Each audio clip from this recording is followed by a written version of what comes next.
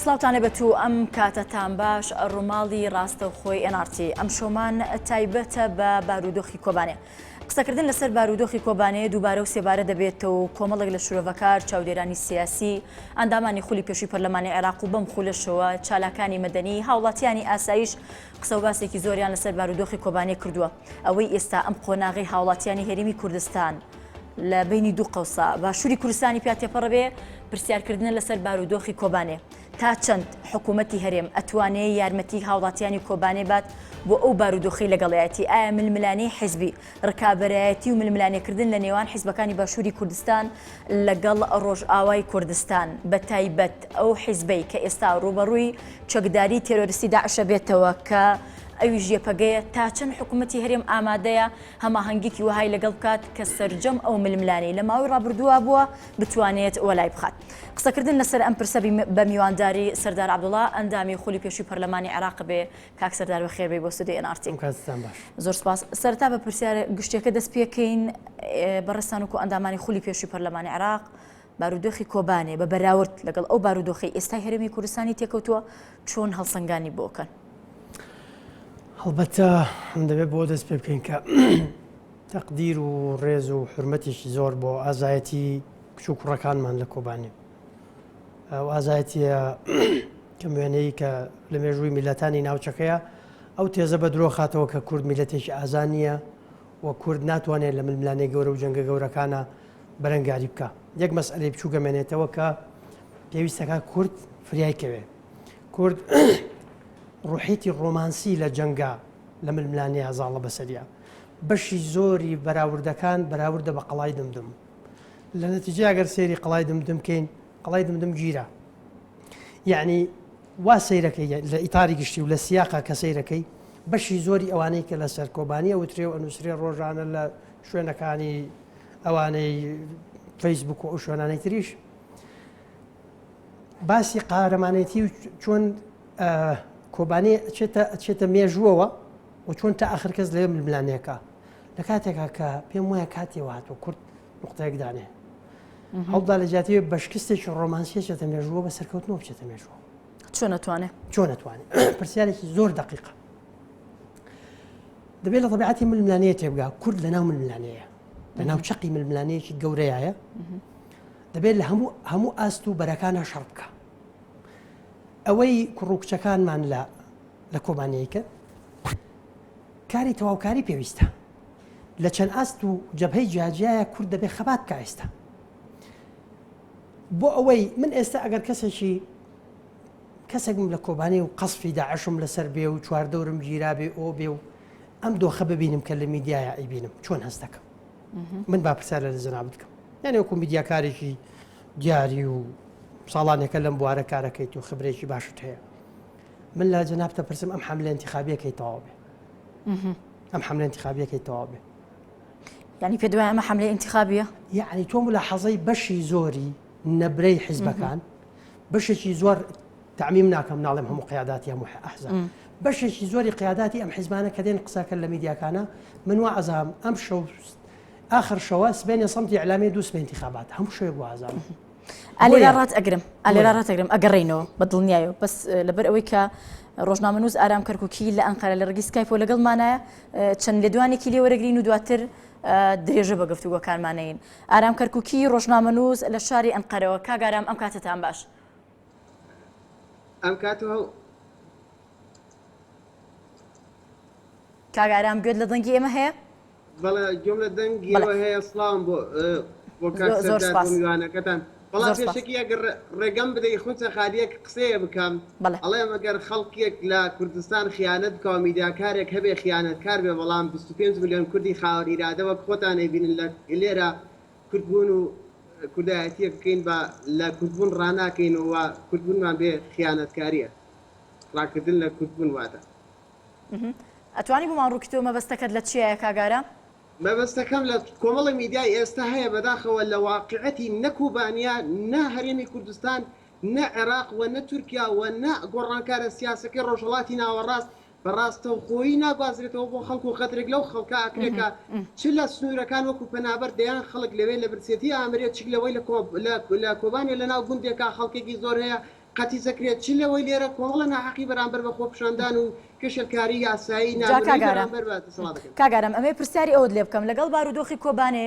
ئێستا یەکێک لەو وڵاتانی کە زۆرترین ناو دەهێنرێت تورکیایە لەگەڵ ئەوەی دەوترێت کە بارودۆخێکی قورس ڕووی لە کۆبانێ کردووە بەڵام تاکە چارەسەر بە زۆربەی ڕای دەوڵەتانی جیهان و زۆربەی ئەوەی کە ئەوانی کە شایەت حاڵن لەو دەورە دەوترێت تورکیا تاکە لایەنە کە ئەتوانێت چارەسەری ئەو قەیرانە بکات و ئەو دەواازەیە بکاتەوە کە لە ڕێگەیەوە چەک و تەقەمەنی و هاوکاری بە هاوکاری مرۆییش و ئەتوانرێ بگەێنرێتە کۆبانێ بەڕێستان وەکو دانیشتووی ئەنقەرە پێتان وایە بارودۆخەکە چۆنە تورکیا ئێستا دوابڕیاری چی و چۆن دەوێت مامەڵە بکە؟ خۆچەخان ئەمەوێت چۆن خاڵێکی کورت قسە لەسەرەوە مەسەلانە بکەم شتەکان ئەوەندە بە وردی شیکاری بۆ ناکرێ خاڵی یەکەم ئەوەیە لە چۆ داعش سەری هەڵدا چێ لە پشتەوەی هاوکاری بوو پێویستە دەبێت لەو شوێنەوە چارەسەر بوون بڕکرێ دووەمین تورکیا و هەموو لایەنەوە هێزەکانی ئێستای واقعەتی سیاسەتی عراق و تورکیا تەنها خەریکی ئیتحالف و پێپرسکردن بە ئەمریکا و پرسکردن بە یەکتر و داواکردنی چەک و کۆمەڵی لایەنگیری بازرگانی شیکاریەک نەکراوە بۆ ئەوەی کە بەوردی لەسەر مەسەلەکان بینی قسە بکەین گوندێک ڕەنگە هزار داعش بەلاماریدا هزار پێ بە شەڕێکیا بکات زۆر لایەن ئەتوانن تەواویکەن ئەگەر مزایدەی سیاسی بەسەرەوە نەکەن بە مەسلەی تورکیا ئێستا لە ناوەی خۆی کۆمەڵە تووشی ئینشقاقات و خۆپشاندان بۆ لە شارەکان کە بە خسەرقاڵی ئەوەیە کە پۆلیس فریای ناکەوێت هێزی عسکەر و سەربازی بەکارێنێ لە شەرجەم شارەکان شوێنی نایاسایی ئەگرێتە بەروەی ئێستا ڕێگە شۆن لە چەندی شارۆکە دیار بەکرد کە کۆتایی پێ هاتووە و هیچ کاتێک ناتواندرێ هەوشەی خەڵک وەک ڕۆژانی پێشوو بکرێ قسەکان لەسەر ئەوەیە کە ئێستا عراقی فاشلە کوردی یەکگرتی و نییە تورکیاش کۆمەڵی مەسلەی هەیە داعش بەرە ئەسێنێ بازرگانیەک هەیە داعش لە پشتەوەی کۆمەڵی ئەجندای سیاسی گرنگی هەیە لێرەدا چ لەلایەنە سیاسەکە چ لەلایەن ڕۆشنبیریەتەکەی سیاسیەکە وایە ئێستا ڕۆژنامەنووسانی ئەوی شقاقەیان تێکەوتووە شیکاری ورد بە خەڵک ناوترێ خۆپشاندانێک بۆ پێشتر نەکرا بۆ پێشتر سنوور هەڵقێندرا بۆ لە خوار و کاگارام ئەوەندەی زانیاریتان لەبەر دەستا بێ و گوێبیستی بوو بێتن ئێستا تورکیا هیچ بەنیازە سیاسەتێکی نوێ پەیڕەو بکات یان ڕێگایەکی نوێ بگرێتە بەر لە بڕیاردان یاخودنەدان بۆی کە هاوکاریە مرۆییان بۆ ئەنێرێت سەربازیە کردنەوەی ئەو دەواازەیە کە لە ڕێگەوە ئەتوان هاوڵاتیان بچنە کۆبانەیە یان شەڕوانان بگەێنرێنە کۆبانێ زانیاری کەوتتان لەبەر دەستا خۆچەخان زانیاریەکان ڕوونن ئێستا تانکەرەکان و بڵاوەکانی تورکیا بەسەر گردەکانی کۆبانیا وەستاوە داعشی شەڕی خۆیە کا و پێدە شەڕی خۆیە کا شتەکان ڕوونن لە لای سیاست و لە لای میدیاکار من دەمەوێت بڵام چارەسەرکردنەکان بەم چارەسەرکردنەوەی ئەوە نییە تورکیا ئەمڕۆ تورکیا دوو ئامانجی سەرەکی هەیە یەک ئەوەی کە من ئەڵێ ئەبێ خۆتان ڕێکەوتنن لەگەڵا بکەن یەک ئەوەی ئەڵێ ئەبێ ئێمە بتوانین کە بە هەمومان هاوکاری پەنابەرەکان بکەین تورکیا داوای ڕێکەوتنەکە ساڵح مسلیم بانگە کرێ ساڵح مسلیم بۆ ئەو بانگە کرێکە لەگەڵ لایەنە پارتە کوردەکانی ترا چووکی پێدا بدەن کە نەیانتوانێت ساڵح مسلیم بۆ خۆی شەڕەکە بکات ساڵح مسلیم ئاشکرایە چیەوێ کۆبانی ئاشکرایە کە ئێستا ئەوێ هێزی ئەوێ و پاراستنی خەڵکەکەی شەڕی ناوێ بۆ شەڕکردنی لایەنە سیاسەکان ئەوە قەنەعەتێکم وایە هەڵەت سیاسەتی تورکای ئەمڕۆ ئەمەی دروست کردو ئێستا لە ناو میدیاکانی ئێرەدا باز لە ڕوونی داعشەکرێت تورکیا لە تورکیادا بوونی هەیە لە تورکیا چەکی کڕیوە لە ناو عراقا چەکی کڕیوە لە حکوومەتی مالکی چەکی بردووە چەکی بەهێزی سووریایی لە دەستایە کاگارم کەواتە بە شێوەیەکی گشتی بەڕێستان وەکو ڕۆژنامەنووسێک پێتان وایە مامەڵەکردنی حکوومەتی هەرێم بەدیوێکە بۆ ئەم بارودۆخی ئێستای کۆبانی چی ئەبێ بە پشتبەستن بۆی کە لە ماوەی ڕابردووە دەوترا حکوومەتی هەرێمێکێکە لە دۆستە زۆر نزیکەکانی حکوومەتی تورکیا خونچەخان ئەمانە لە چواسیەوەی ڕێکەوتنی ستراتژی نەوفرۆشتێن ناتوانن هەنێشت بکەن بەسەریان ئابشکێتەوە و نایانەوێ خاڵی ئاشتی تێ بکەن قسەکانی عەبدوڵڵاوە جالان کە تا دیار ئامانە خەریکی ڕێکەوتن نامن بەڵام نەیانتوانی ئەو ڕێکەوتن نامانە ببەنە سەر و ئەدەرەنجامی ئەو ئاشتی و ئەو ئاڵوگۆڕی بازرگانی نزیکبوونەوەی کورد چییە؟ بارزانی بۆ شێوەیەک بۆ خۆی تەعاملەکە گزارش لە 25 ملیۆنی کورد ناکات لە تورکیا ئەمە خاڵێکی گرنگە و گزارش لە خودی یەکێتی نیشتیمانی کوردستانیش ناکە کە ئایا لەم بڕیارەیە شەریکە نەخێر ئەماگە حکوومەتێک هەوێ لە ناوە پێی وترێ کوتلە سیاسی لەگەڵ تورکایە ڕێکەوتنامەیەکیان کردبێ گزارشت لە ئاڵۆزی کۆبانێ ناکە گزارش لە ئاڵۆزی کاگارام ئەتێ ئەومان پێ بڵێ کە حکوومەتی هەرێم لەبەر کۆمەڵێک بەرژەوەندی جاسیاسی بێت ئابووری بێت ناتوانێت بە شێوەیەکی سربەستانە ڕفتار بکات مامەڵە بکات لەم بارودۆخەیە بەشێکی ڕەنگە لەبەر ترس بێت لە تورکیا خونچەخان بەرڕەسمی بارزانی نامەی ئاڕاستی ئەنکەرە کردو کە داوای لێکردۆ ڕێگەی پێ بدرێ بە چ ڕێگەی پێ بدرێ کۆمەڵە شیکاری هەیە کە ئەم ڕێگەکردانە لە چوارچێوەی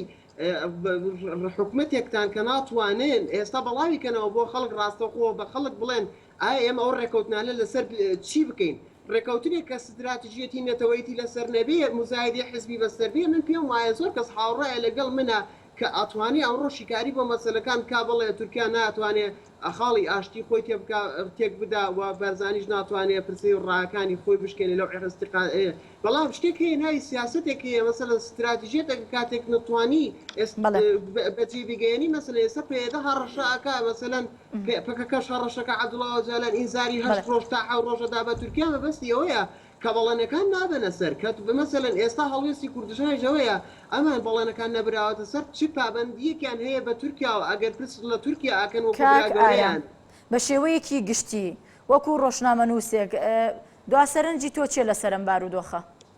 دواسەرنجی من داوا لە خەڵکی کوردستانەکەم وەکو خەڵکی 25 میلیۆنەکەی تورکیا وەکو هەر شوێنێکی تر خاوەنی ئیرادەی نەتەوەیەتی نیشتیمانی بێ گرنگ نییە هەندێک خەڵکەیە سیاست کا بەڵام ئەرکی خەڵکەوەیە کە بنەمای شارستانێتی خۆپشاندار و ڕێگە فشارخستنە سەر هێزەکان و داوا لە خەڵکی کوردستانەکەم دوا قسەم ئەوەیە خەڵکی کوردستانە بێ ڕێبەرایەتی سیاسەتی نێتەوەیەتی و استراتیژێتی کورتبوون کە نەک حزبێک و نەک گۆڕانێک و نەک و یەکێتێک و نەک و پارتێک و نەک پێدەیەکیش بەڵام ئەوەتان پێڵەم ئایندەی کورد زۆر لەوە گەورەترێکەوە بەستەخێنەوەی لەلایەن هەرێ ڕۆژنامەنووسەوە بۆ کرێ بەداخەوە قسەکانی ئەم ڕۆژانی ڕاگەاندەکانی کورد و تورکیا بینم هەر قسەی دواکەوت و قسەی کۆن و قسەی تەقلید و جۆکەرە ئەگیران لەسەر شیکاری باردۆخەکان هیچ نەکراوە بەداخەوە ئەمڕۆ سەر ڕێز و نەوازشم بۆ 95 شەیدی پەکەکە ئەمڕۆ بە خاک سپێنرا لە سنوور و هیچی کەم نیە تەنها هیوای سەرکەوتن بۆ کارمەندانی ئێوەی NRT زۆر سپاس بۆ بەڕێز ئارام کەرگووکی ڕۆژنامەنووس کە لە شاری ئەنقەرۆ لە ڕێگەی سکایپۆ لەگەڵمان بووی کاتێکی خۆش بۆ بەڕێستان کاک سەردار درێژە بە قسەکانت بێت و دواتر چینە سەر پرسیارەکان بەڵێ باش من ئەوەی دەمەوێت بێڵێم ئەو کوڕ و کچە گەنجانەمان لەوێ ئەو ژن و پیاوە قارەمانانە لەوێ درێغیان نەکردووە ئێمە چیمان لەسەرە ئێمە مفروضە ئێمە درێغی نەکەین و هەر کەسێکمان ئەو تفەنگی پێیە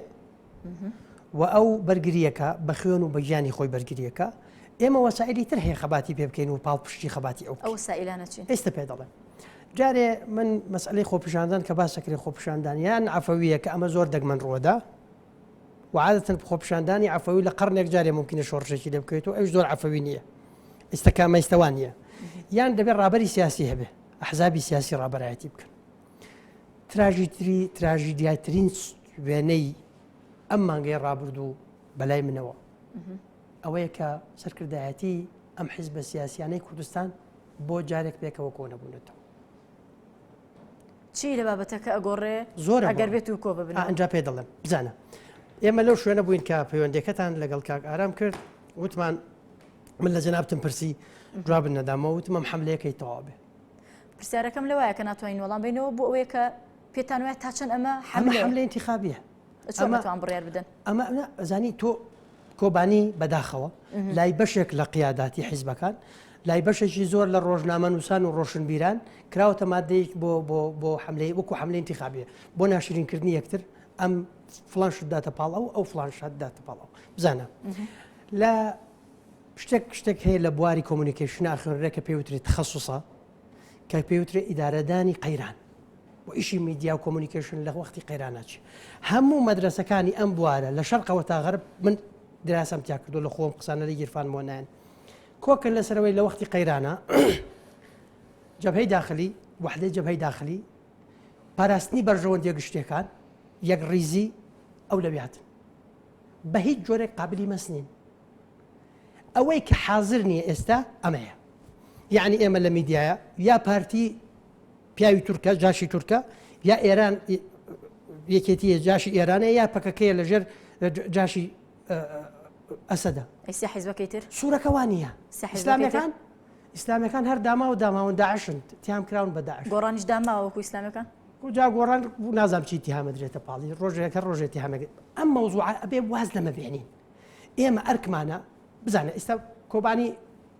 من ئینشاءڵڵا دڵنیام کۆبانی بەسەرکەوتنێکی گەورە ئەچێتە مێژووەوە نەخوا نەخواستە بە شکستێکی ڕۆمانسیانە دوایی دانیشین شعری بۆ بنووسین بۆیە کە شعرمان بۆ نووسی ملحەمەی سەرکەوتن و ئازایەتی بۆ بنووسین نەک شکست و ئەوانە شنگال کەوتنێکی ڕۆمانسیانە بوو نا زانی چی بەشێک خەڵک ڕۆحێتی هینی تایەوە نیە نوستالژیا و ئەوە نییە شکستێکە و بشتێ و مقاومەمان کرد و ئەمە بەشێکە لە پێکهاتەی ڕەنگە میلەتەکانی شەرق کە عاتیفە زاڵە بەسەریانە ملاحەزاکەی ڕەگەزی سەرەکی بەرخوردی کورد لەگەڵ ئەم قەیرانەیە عاتیفەیە عەقڵ نییە عەقڵ بە کاملی غایبە چه هینێکی تایە چه حکمەتێکی تایە ڕۆشنبیرێک وەکو ئەرخەمیدی ساڵێ دۆزیمەوە اکتشافەکەی ئەرخەمیدی ست کردووە کە ئەڵێ وەڵا پارتی بۆیە بێدەنگە لە بەرەوەی علاقاتەکانی لەگەڵ تورکیا بەنەوەیەکە ئەمە اکتشافە کردوتە ستۆپ لێرە بابۆستی یەکێتی ئێمە ئەرکێکمان لەسەرە با لەوە گەڕێین ئێستا ئێران زلهێزێکی گەورەیە لە مەنتیقەکە تورکیا زلهێزێکی گەورەیە و دراوسێمانە عزووی ناتۆیە ئێمە ناتوانین لە دراوسێتی ئەمانە دەرچین فڵان هێز لەگەڵ فڵان کەسە پەکەکە لە قۆناغێکە بە زیرەکی توانیان بە علاقیان لەگەڵ ئەسەد کوردستانەکەی خۆیان بە بەلاش دەستکەوێتەوە بێ قەترەی خوێن کوردستانی خۆیان و کانتۆنی خۆیان و وەزعی خۆیان دامەزرات ئەمە چۆن زیرەکانە تر درێژەی پێ بدەین بۆیە و قسەیە لەسەرمان نەبێ مەماڵ کە کورد ئەو میلەتە جەنگاوەرە ئازانن کە ئەوەی کە ئازانن لە مەیدانی شەڕ بەدەستێنن بە نەزانی لەسەر مێزی گفتوگۆ لە دەستێدن بزانن خون چ خەڵ دوای سەرکەوتنمان لە کۆبانی یان خوا نەخواستە کۆبانی بە دۆخێکی ترا ڕۆشت ئەم شەڕە لەکوێ ئەوەستێ نایەتە سەر کانتۆنەکانی تر لە کوردستانی عێراق ئەمەی کە ئێستاندێک کەس ڕەنگە بە نەوعێکین بکەن داعش 1100 کیلۆمەتر جەبهەمان لەگەڵی نییە مەترسی لەسەرمان نییە لەبەر ئەوە گرنگ ئەوەیە کە ئێمە ئێستا دووسێ شت بکەین یەک حیزبەکانمان کۆ ببنەوە قیاداتی سیاسی ئەم وڵاتە علاقاتی هەیە ارتباطاتی هەیە مەساڵح هەیەتی بەڵام شتێک هەیە پێوترێ بەرژەوەندی نەتەوایەتی پێوترێ بەرژەوەندی باڵای نەتەوایەتی ئەم حیزبانە دەبێت کۆک بن لەسەرەمە ئەم حیزبانە ئەگەر بەیانێکیان دەرکرد بێ بۆ هین بە بەیانیان دەرکرد بۆ بە خەڵک بڵێن ئاها موقفمان هەبوو بزانە بەشێک ئێوە لە میدیا بەشێکتان و بەشێک لە ڕۆشنبیران داوای موقفەکەن بەزیەوە داوای موقف ڕۆشتنەکەن داوای موقف ناکەن چکە لە ئەخیرا حیزبەکان کە دەسەڵاتی نییە شتێکی پێ ناکرێ دێچێکا موقفێکە پێفرۆشێ ئەوە بەیانێکی دەرکرد بە تۆ چی من ئێستا لە کۆبانی و تفەنگم پێ و تاقمم پێ و شەڕەکەم بەیانێک تۆ لێرە دەرەکەی بە من چی ئەو بەجار گوناحەک چۆن ئەکرێتە ینی سەرشانی ڕاگەاندنکار کەم ئێمە ڕاگەاندکار لە وڵاتەکانی دوجار حیزبەکانی خاوەن موقف بێت بەڕاستەقینە بزانە موقف وەرگرتن کە سوودێکی هەبێ بۆ ئەو گەنجە ئازایانە و بۆ دوا ڕۆژی بەرژەوەندەکانی گەلی کوردستان جیاوازە لە موقف فرۆشتن دوشتی جیاوازە لە مزایدەیە کە من نقطە تەزیلەکە موقف تەزیلەکە بەڵام ئەمەی پرسیارێکی گرم بکەن لێرە ئەوەی کە بینراوە لە ماوەی چەند ڕۆژی ڕابردووە کە پێ ئەنێتە 28 ڕۆژەوە شەڕکردنە لە کۆبانێ ینی یان بەیان نامێ دەرکراوە لەلایەن حیزبەکانەوە یان خۆپیشاندان کراوە کە سەرجەمی هاوڵاتی ئاسایی و هیچی ئەحزاب نیە لە کوردستانە کەواتە یان ئەوە دانیشتووی با بڵێن کوردانی ڕۆژئاوان ئەوەی کە بینیمانە ئێمە وەکو ڕێگەی ڕاگەاندن عیبی تێ عیبەیەکی تیانی ئەحزاب لە پشتی بێ من بۆ چوونم لەگەڵ ئێوە جایە عیبە نییە حزب لە پشت خۆپیشاندانەوە بێ ئەسڵەن ئەگەر حزبی لە پشت بێ منەظەمترە بێ سەرکەوتووترە بێ بەڵام ئەو خۆپیشاندانەی بۆ پشتگیریکردن لە دانیشتوانی کۆبانێکرا هیچ حزبێک بەڕسمی نەیوتوە من لە پشت ئەم خۆپیشاندانە کارسەدا ئەمە بەستەکەم لەوایە یعنی حیزبەکان چۆن ئەتوانن یارمەتیان لە مۆزوعەکە دەرنەچین پرسیارەکەی منیش ئەوەیە بەیاننامەیەک یارمەتی دانیشتوانی کۆبانێدا نەخێر خۆپیشاندان یارمەتی ئەیە ئەزانی بزانە بۆی شت تێکەڵ نەکەین بزانە خۆپیشاندانەکان زۆر گرنگن باەخی خۆیان هەیە چی ئەوانەی لە دەرەوە ئەکرێن چی ئەوانەی لە ناوەکرێن کە لە باشوورەکرێ لە ڕۆژئاواکرێ لە باکوورەکرێ لە ڕۆژهەڵاتەکرێ یعنی ئێستا ئێمە کوردستانێکمان هەیە افترازیە لە ئەمریکاوە دەستپێکە کوردستان هەر کوردێک کە لەسەر خاکە ئینتیمای بۆ کوردستانێک هەیە لەم لەحزەیە پایتەختەکەی کۆبانیە لەم لەحزەیە بۆیە من بە تەوقیتی کۆبانی سعادنەوە کە ئەعلانم کردو وتمە سعادنەوە بە تەوقیتی کۆبانی لێرەم لەم لەحزەیە کۆبانی پایتەختی ئازایەتی و بەرخۆدانە سبەینە شوێنێک تر پایتەختی ئازایەتی و بەرخۆدانە بێ ئەمە هەموو پارچەیەکە وەکە ئەمە بوو بە دەوڵەتێک بتأكيد يك توقيتية به يعني پایتەختەکە یەک تووقیتەوە هەمومان سیاسەکانیشمان بە هەمان چاو سێریەکەن کاک سەردار ئەنجا ئەمەم پێویستەکە ئەمە بکەین بزانە دیوێکی تری چیە ئەرکی سیاسەکانی ئێمە چییە بزانە خۆی کە ئەو بەیان نامانە غەڵەتن ئەو بەیان نامە لە ژێر زەختا دەرکراون بە تەقدیری شخصی خۆم سەرجەم حیزبەکان بەشی زۆریان بەشێکی مەسلحەتێتی بەشێکی مەسلحەتێتی کە خۆی لەگەڵ ڕوتێکایە مەسلحەتی وایە ئەو بەیانەدان دەرکا بۆی حیزبەکەی من و حیزبەکەی تۆ حیزبی فڵانی پێ حراجکە ئەم یاری ئەبێ وازریە بێنی عیبە بۆمان عیبە خوێنی کوچ و کچەکانمان لە کۆبانی ئیسtisمارەکەین بۆ حەملە ئینتیخابی بۆ ئەحراجکردنی یەکتر و ناشرینکردنی یەکتر عیبە بۆمان دوا ڕۆژی مەسئلەکە هەر کۆبانی نییە کۆبانی بە شکست خوا نەخواستە بە وەزعێکی تر هەفتەیەکی تر کۆتایی دێ دوو هەفتەی تر کۆتایی دێ سێ هەفتە مانگێکی تر کۆتایی دێ و سەرکەوتووە بین و داعش شکێنین ئەی دوایەوە داعش تەواوە بێ مەترسیەکانی سەر کوردستان کۆتایی دێ ئێمە دەبێت لە شتێک تێبگەین مەسئلەیەکێ پێی وترێ یەک معادلەی تازە لە منتیقەکەیە لەم هەموو منتیقەکەیە تەحالفێکی گەورە دروست بووە دەیان دەوڵەتی گەورە گەورەی دنیای تایە هاتوون لە دژی ئەم داعشە شەڕەکەن ئەم خەریتەیە ئەگۆڕێ مەناتقی نفوس ئەگۆڕێ ئەم دەوڵەتانە وەکو شەترەنج یاریەکەن ئەم کوڕووکچانە ئازایانە شەڕەکەن بەڵام ئەوانەی بڕیارەدەن کۆبانی تاکوێ مقاومە ڕێگە لە داعشەگرن پێشکەوێ بە چوار تیارە یا ڕێگەی لێ ناگرم بچێتە پێشەوە کۆمەڵێک ئەفەنین ئاخر مۆدێلی و گرانترین مۆدێلی قاتیان لەبەرە گرانترین نەوع بۆنیان لە خۆیان داوە و ئەو بەیانێ بە گرانترین شامپۆی دنیا خۆیان شتووە دانیشتون لە ژۆری خۆشە بڕیار لە چارەنووسێ مادن کورد سیاسەکانی کورد دەبێت بچنە ناوەوە کەوا بێ خەباتمان کورد ئاساتیانی لەو خاڵە لەو بڕێردانە بەشێکی تایەتی بەشێکی بزانە کورد دەبێت چی بکە لەسەر ئازایانە شەڕ بکە پێشمەرگە لە باشوورە شەڕەکە ئەوە شەڕوانەکانمان لە ڕۆژئاوا شەڕەکەن لە باکوور دۆخێکی درمان هەیە ئەو خۆپیشاندانە نەهاتوونەتە سەر ئەرز ئەوانە بایەخێکی تریان هەیە ئەمانە ئەبێ واز لەوە بێنین من بە خۆپیشاندان هەموو شتێکەکەم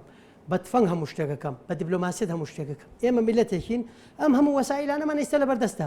کەسمان هەمومانی پێویستە خۆپیشاندانی پێویستە شەڕەتفەنگی پێویستە تۆپبارانی پێویستە قەسفی پێویستە شەڕی دیبلۆماسی پێویستە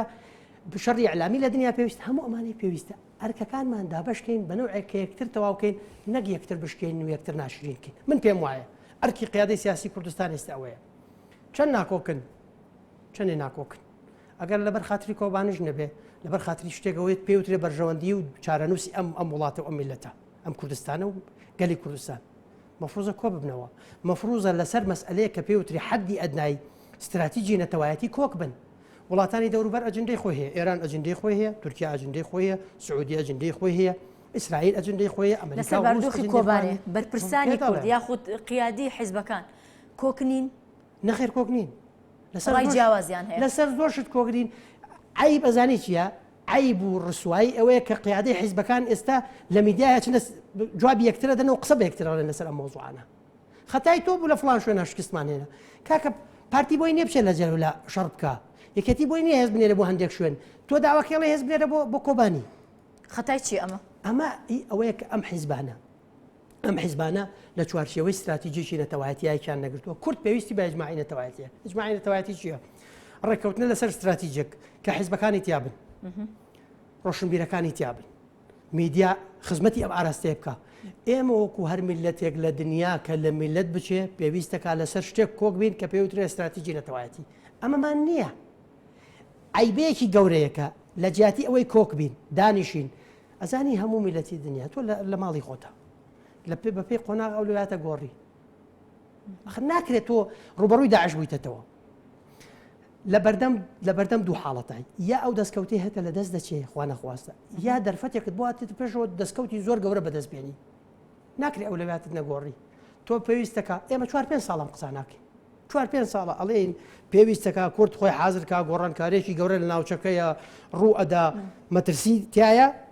دەرفەتی گەورەشی ئەو قسانە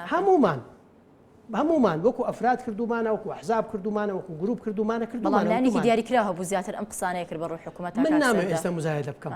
بەڵام وەکو مزایدە نا پرسیارەکەم ئەبوو ئەوە بۆتە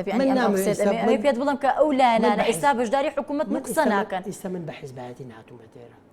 من بە حیزبایەتی ناتوومێتە لە برە نامێ بێم بڵێم کاتی خۆی گۆڕان ئەگەر بە قسەی گۆڕانە کردای وەزعکە بن بۆ نهاتوو دۆخێکمانەیە پرسیارێکی گرنگی بم پرسیارێکی گرنگی بام پرسیارە جەناب بکەم بزانم وەڵام من بێژەرم و میوانەکەم کاک سەردار عەبدوڵڵایە حوارەکەین بەڵام ئەمێ پرسیارە گرنگە بکەم کاک سەردار یعنی ئۆکێ ینی هین ناکەین حیزبایەتی بەڵام پرسیارە گرنگەکە لەوایە کە یەک لەو خاڵانەی سەرنجڕاکێشام ئەوەیە کە بەرەیەکی لە جلەولا ناتوانێت لە ناوچەکەی بەرامبەری شەڕ بکات ناوچەکەیش بە هەمان شێوە ئەویش ئەو سیاسەتە دووفاقی باڵی نێکێتی و پارتێکە لە ماوەی ساڵان ڕابردووە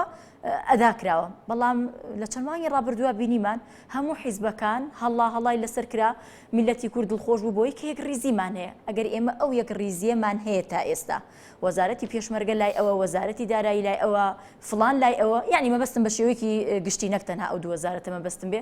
کەواتە ئێستا ئەبێ سەرجەمیان خەتاباریش بن و چاکەکانیشیان لەسەر شان بێ ئەمان ئەم یەک ڕیزیان پێ نەکرێت ئەوەم پێ بڵێ چۆن ئەتوانن پێکەوە یارمەتی کۆبانێ بن خۆنچە خامزانە من بۆ هین نهاتوو بۆ نهاتوم قسە بە کەس بڵێم بۆش نهاتوم وەڵام دانەوەکە دنیا بە قسە بە کەس زووتر نییە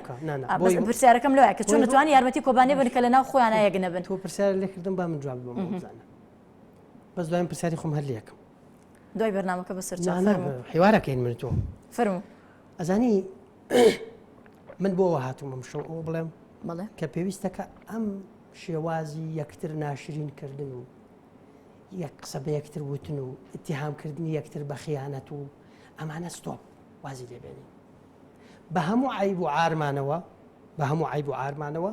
پێویستەکە یەکتر قبولکەین بەیەکەوە علاقاتی دەوری هەیە ئەم لەگەڵ ئەوە ئەو لەگەڵ ئەوە هەیەی ئەو لەگەڵ ئەوە هەیەی پێویستەکە ئیستا کۆ ببینەوە هەمومان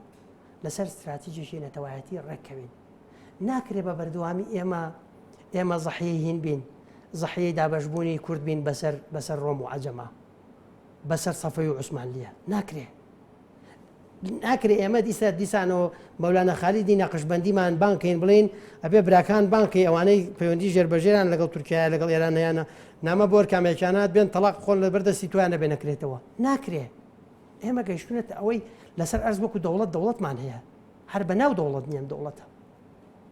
زۆر دەوڵەت هەیە مقاوماتی کوردستانی نییە لە دنیاە زۆر دەوڵەتە و عزوە لە ئومەمی متحیدە کەواتە بۆ ناچێتە پێشەوەی کاک سەردار بۆ ناچێتە پێشەوە لەبەر ئەوەی لە ئاستی تەحەداکە نییە ئەم قەیرانە دەریخست ئەم شەڕە دەریخست پرۆسەی سیاسی لە کوردستانە ڕۆشنبیری لە کوردستانە ڕۆشنبیری میدیای لە قەیرانێکی زۆر قوڵە پێ دوای ئەم بەردوخە پێویستیان بە خۆدا چوونەوە هەیە ئێستا پێویستی بە خۆدا چوونەوە هەیە پێشتر پێویستیە بوو من نامەوێت حساب لەسەر پێشتر بکەین من دەمەوێت ئێستا بین ئەرکێک هەیە ئەو مناڵانەی ئاوارن مەسئولیەتمانە ئێمە لە ئاواری ڕزگاریان کەین بە سەربەرزی و بە احترام و بیان بینەوە بۆ شوێنی خوان کە ئەمین بێ کاتی بەرنامەکەم زۆر کەمی ماوە بەڵام کۆمەڵێک خاڵی گرنگم هەیە ئەبێ بە کورتی وەڵامم بیت و بۆی سەرجەم تەورەکە تێپەڕێن بە شێوەیەکی گشتی یەکێک لەو خاڵانی ئێستا باسەکرێ ئەوەی کە دەوترێت جوگرافیای کۆبانێ بە بەرامبەر هەرێمی کوردستان بۆ ئەوی کە کۆمەکێک یاخود هاوکاریە کە پێویست بێ بنێردرێ زۆر گرانە ئەمێ ڕایەکم پێ بڵێ لەسەر ئەوە خاڵێکی تر ئەوەیە کە دەوترێت هەرێمی کوردستان بە شێوەیەکی گشتی لەسەر ئاستی حکوومەتی هەرێم پەیوەندێکی باشی لەگەڵ تورکیا هەیە پێویستە حکوومەتی هەرێم ئەو دەست پێش خەریە بکات بتوانێت فشارێک لەسەر تورکیا دروست بکات یان لە بەرامبەر کۆمەلگەی نەودەوڵەتیە تورکیا بخاتە ژێر پرسیارەوە ڕای خۆتم پێ بڵێ زانی بزانە باش شتێکە پێ بڵێم کورد بۆی بتوانێت دەرەقەت هێمانە بێ ئەبێ یەک بێ استراتیجی هەبێ بزانێت چۆن ئیشەکە پلانی هەبێ ئیشی لەسەر بکە ئەمەی نەکردووە دوو دەبێت لە معادلەکە تێبگە بە هەمووتانەوە بە میدیا بە سیاسی بۆوانە کێ باخی داوەتەوە عملی حیزب الله تازە لە هین کردویانە لە شەب عادژی ئیسرائیل کردویانە کێ باسی کردووە کێ باسی ئەمەنەکە حوسەکان خەریکن بابلمەندە بەگرن و هەموو ڕێگای ملاحی لە دەریای ناوەڕاستەوە بۆ محیتی هەندی بۆ خەلیج عەرەبی هەمووی بەیەکەوە ڕێگەی لێگرن و یەمەنیان ئاوا لێ کردووە کێ باخی بۆ داوە کە سەرۆکوەزیرانی لیبیا ئەچێتە مسر و تەرتیبێکی تازاکرێ ڕۆژهەڵاتێکی ناوەڕاستی تازە لە لیبیاوە بۆ بەحرین لە جوڵەیە هەڵە چێودا ئەچێ کێ باسی ئەمانەی کردووە ئەبێ ئێمە لەمانە تێبگەین بۆی بزانین دوای سەرکەوتنمان لە کۆبانی لە ژوێنێکی تر تووشی شکست نەبین بایەخی ئەم مەسئلەیە بزانن هەمومان نەزانین ئەو کوڕە کچە ئازایانەی لە کۆبانی مقاومەیان کردووە ئوستوریە نەوعی نییە بەڵام ئەگەر تایارەکانی هاوپەیمانان نەبێ ئەمە ناتوانێت ئەوەندە بەرگە بگرێ تەقەمەنی ئەوەندە پێنامێنێ داعش چەکەکەی لەو باڵادەستی زۆرترە لە چەکی ئەو لە مەیدانە چەک ئەخوا ڕاستە ئازایەتی ئەساسە ئەو کەسێک کەشێکی پێەیە بەڵام کە تەقەنیاتی من لە ئاستی ئەوانە بۆ ئەو دەرەقەتم دێ بۆیە وازە حەبزانە فەرەنسا هاتووتە سەرخەت لەسەر کۆبانی هاتووت سەرخەت تەحدیدەن ئەمە متغیرێکی زۆر گرنگە ئەمە چۆن لەسەر ئەمەیشەکەین ئەمریکا هاتووتە سەرخەت ئەمڕۆ بزانە ئەم سێ چوار ڕۆژەم هەفتەی ڕابردوو تارەکانی ئەمریکا نە داعش بە تەواوەتی ئەشکێنن نەدێڵن داعش بە تەواوەتی کۆبانی بگرێ بۆ ئەبێن پرسیاران لە خۆمان بکەین بۆی دەرەقەتی سیاست بین وەڵامی ئەو پرسیارم بێتەوە هاوکارانم پێم مەڵەن کاتەکەمان زۆر کەمماوە بۆی لە ئاستی ئازایەتی ئەو گەنجە ئازایانەی کۆبانێ بین بۆی لە ئاستی چارەنووسی میلەتەکەمان بین دەبێت جوابی ئەم پرسیارانە بیتەوە من دەبێت جوابی پرسیاری خەڵک بمەوە مەسئولم لە بەردەم خەڵکە جوابی پرسیاری بمەوە سیاسەکان پێویستە کاچی بکەن لەم معادلاتە نەگەین ئێمە هەر خەریکی شعارات و عاتیفە و شعر نووسی نەبی شعر نووسی نەگەڕێن بۆ شاعرەکان معقولە ملەتێک بێ بە شاعر یەک ملت بە کاملی بێ بە شاعر و بەهین تعاملکە بە نەبرەی شعر لەگەڵ سیاسەت مامەڵ بکە سیاست کاری عقلە کورد عقلی بە کاملی غایبە دوا پرسیاریشم ئەبێ ئەو دوو وەڵامم بێتەوە بە کورتی و دوا پرسیارم ئەمێنێ هەڵکەوتەی جوگرافی لەگەڵ ئەو فشارە یاخود ئەوەی کە حکوومەتی هەرێم چۆن ئەتوانێت تورکیا بخاتە ژێر پرسیارەوە لە بەرامبەر کۆمەڵگەی نێودەوڵەتیە بۆ بەتەنیا حکوومەتی هەرێم بۆ هەموو گەلی کوردستان بەیەکەوە فشارێکی گەورە نەکە حملەیەک بکە ئێستا ئەوەی کە تورکیا ئایکا ناکۆکە لەگەڵ میساقی ناتۆیە داوا بکەن تورکیا لە ناتۆ دەرکرێت ئەتوانێت ئەو داوای بکە داوا بکە لە زمانی ئەوەی وەکو کارتێکی فشار ناتۆ ئەحراجکە لە جیهان بڕۆ لە بەردەم مەقڕاتی ناتۆمان بگرە بڵێ ئەوەی تورکیا ئایکا ناکۆکە لەگەڵ میساقی تۆیە فەرمووی تورکیا دەرکە ئەمە باشی مامەڵی لە ئێستا بیکە 1001 وەسیلە هەیە بیکەی ئەمە سەوارە بە هەڵکەوتەی جوگرافی پێ دوایە ئەمە شتێکی ڕاستە یان تەنها پاسەوهێنانەوە بڵێم با من شتێکە پێ بڵێم زانین چیە بۆ من دیسانەوە پێ دەڵێم ئەمە بۆ هاتوومم شەو پێ بڵێم کورد پێویستە هەموو یەک بگرێتەوە بەڵام قسێکێکە زۆرەکرێت لەسەر ئەو هەڵکەوتەی جوگرافی کە دەوترێت شتێکی مستەحیل لە هاوکاری بنێرێتە کۆبانێ بڕوا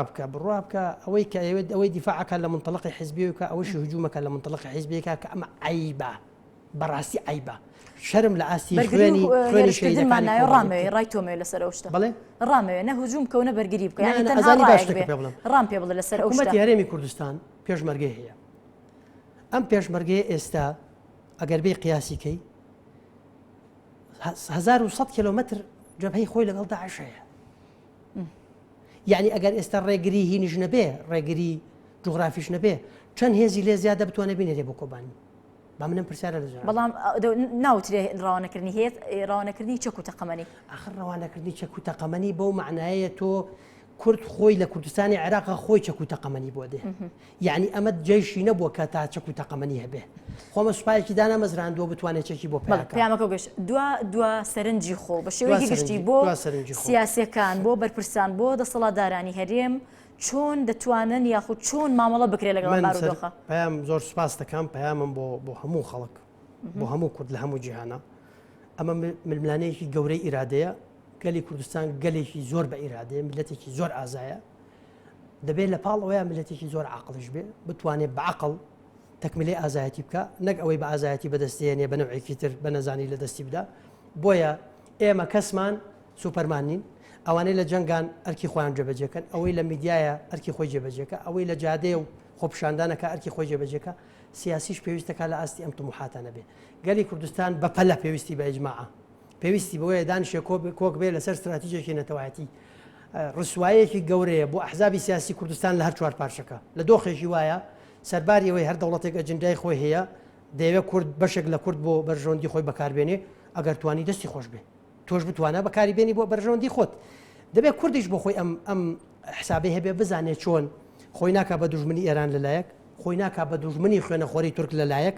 خۆی ناکە بە دوژمنی ئەمریکا لەلایەک چۆن ئەمریکا ئاەتەنە ئەم وەزعەوە چۆن خۆی کاتە بەشێک لە تەحالفی سەرکەوتو چۆن خۆی لە دۆڕانی گەورە ئەدزێتەوە دوو مۆدێلمانەیە کورد لە جەنگی جیهانی یەکەم چۆتە بەرەی دۆڕاوەوە هیچی بەدەست نهێناوە لە حربی کۆیتا کورد چۆتە بەرەی وە لە حربی ڕوخانی سەدامە کورد چۆتە بەرەی براوە کەوابێ کورد دەزانێت بچێتە بەرەی بەراوە ئەزانێ بێوێ تۆزێک لە هەندێک شت بگورێ هەتوو ئەزانێ سیاست بکە بەڵام ئەمەی دۆخەی ئێستای بینین بە هەموو شێوەیەک هیچ ناوێکی نییە جگەل لە قەیرانێکی زۆر قوڵ